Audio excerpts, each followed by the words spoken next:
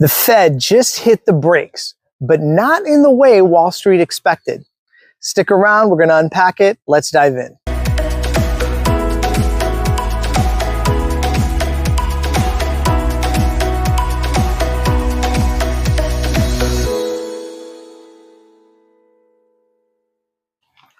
Hi guys, welcome back to The Baseline. Thank you so much for joining me today. So, they didn't cut interest rates. They didn't raise them either. They just stared at the speedometer like a deer in economic headlights. Meanwhile, consumer spending is softening, inflation is still sticky, and the markets, they're betting on a September plot twist. But let me ask you guys this. Do you think the Fed will cave and cut the interest rate next month? Drop it in the comments section below, yes or not a chance. So if you clicked this video because of the title or the thumbnail, you're absolutely in the right place, because we're not just recapping the Fed meeting, we're decoding it, baseline style. So here's what we're diving into. What did Powell actually say, and what did he dodge? And how is the market reacting now versus before the meeting? And most importantly, is this wait-and-see policy really about inflation, or is it something deeper?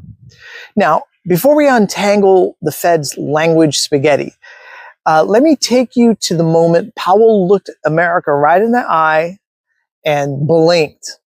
So here's the kicker. Behind every vague statement, every well-assessed totality of the data, there's a deeper fear. And it's not necessarily inflation, it's not recession, but of what happens when the world stops believing the Fed has any control left. So basically he said, we've made no decisions. And that's Powell's favorite line right now. And there he is, Jerome Powell at the podium, and reporters are asking him, will you be cutting the rates in September? Well, Powell gives us the monetary policy version of a shrug. We've made no decisions. We'll assess the incoming data. And what does that translate into? They're stalling. They want 2 more months of labor and inflation reports before they can commit to anything like a rate cut. So it's pretty much like a doctor saying, hey, well, your arm's broken, but let's see how it looks 2 weeks from now. Now, did the market flinch a little bit? Well, before Powell spoke, the CME FedWatch tool had 59.8% odds of a September rate cut. Now, after it dropped to 46%. Now, that's a pretty sharp pivot because the markets saw Powell's tone. He wasn't hawkish, but he wasn't dovish either. He was kind of evasive. And the markets hate uncertainty. And Powell just served up a double scoop of it. So this brings us to tariffs and Trump and the trade wild card, right? And here's where it gets a little spicy. Powell was asked if the tariff situation, particularly with China and Europe, creates more clarity for the Fed. And he basically said, we're getting more information, but we're not close to the end. Translation again, even with clear trade policies, they're still hiding behind the fog. And let's be real, a lot of that fog is political. The Fed doesn't want to move rates and look like it's responding to tariffs or Trump's threats. So it brings us to consumer spending as well, right? And it's slowing, but there's no panic yet. And one reporter brings up rising delinquencies among high-income households. And that's a red flag, right? But Powell says credit card companies say consumers are in solid shape. And it's solid or just overextended, because when rich people start missing payments, that's not a hiccup. That's kind of a tremor. And still, Powell insists the data is in line with expectations. But let me ask you this. Whose expectations? Because the average American's paycheck hasn't moved, but rent, gas, and groceries, they've moved up quite a bit.